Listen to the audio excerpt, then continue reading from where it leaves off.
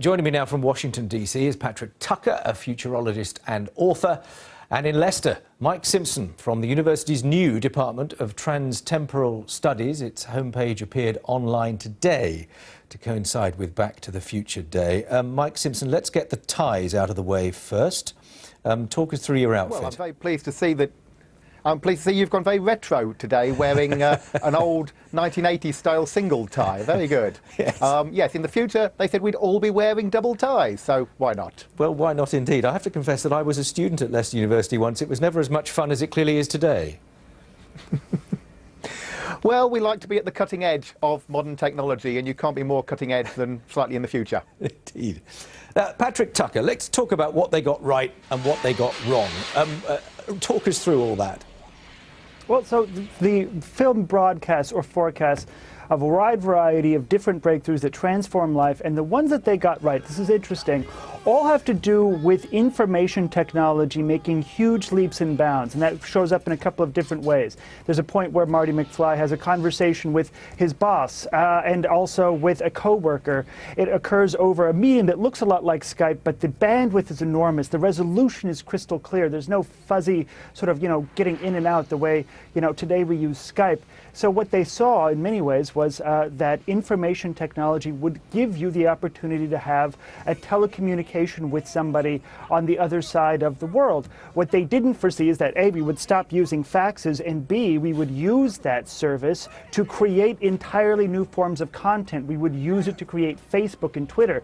They imagined the internet sort of the way, in many ways, the Japanese imagined it in the 80s as just a way to communicate simply between two kind of corporate entities and to exchange large amounts of bits. But how we would exchange those bits, they didn't foresee. They also get right drones, but this is also a math problem. It's an information technology problem. What they missed, of course, is we don't really have hoverboards as they portray them in the movie. Magnetic levitation is very difficult. And we also don't have rehydratable food. We don't have a lot of the things that they have. But in those aspects where they see a big breakthrough coming from advances in information technology, these are the ones that came true. Mike Simpson, pick out some of your aspects of this film that you feel were right and wrong and why they matter. Well, the faxes is a perfect example. You can only predict the future by extrapolating from the present. So how would we communicate? We'd have bigger and better faxes. It's kind of like the person in Victorian times who said, my goodness, by the year 1970, London will be 3 feet deep in horse poo. You can't predict the inventions that are going to come along. But on the other hand, when you're making a movie, and a fun movie, you can have so much fun and say, hey, wouldn't it be cool if we had self-lacing shoes, we had hoverboards, we had dehydratable pizzas. So they can have tremendous fun there, which is slightly different to what real scientists have got to actually sort of predict. Yeah, but I mean, the point you get at is right, isn't it, in terms of our constant fascination with time travel, how good it works, how well it works at the cinema, because as you say, you can't be proven wrong, can you? You can't. I mean, the great thing about predicting, particularly if you predict far enough in the future, is by the time it comes along, usually everybody's forgotten what you said. Unfortunately for Robert Zemeckis, he made a film so good that 30 years later we all still remember it and we can go, ha-ha, pizza! Patrick Tucker, take us forward in that case. I mean, if they were making that film today and we're looking at 2045, I wonder what they'd start to include.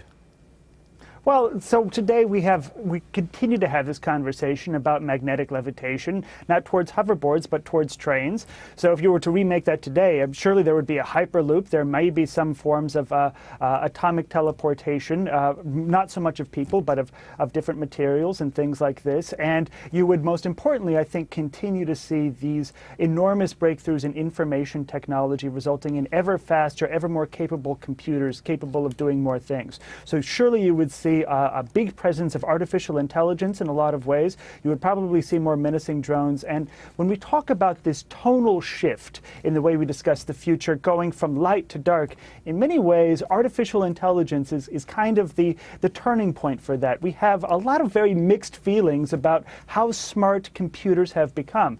In the 1980s, as portrayed in this movie, it's broadly a positive trend, but now we've begun to feel a little bit out of control. And so I think that's probably what you would see in a 2045 version of Back to the Future. Okay, well, we'll maybe have you back in 30 years' time and and see if you were right.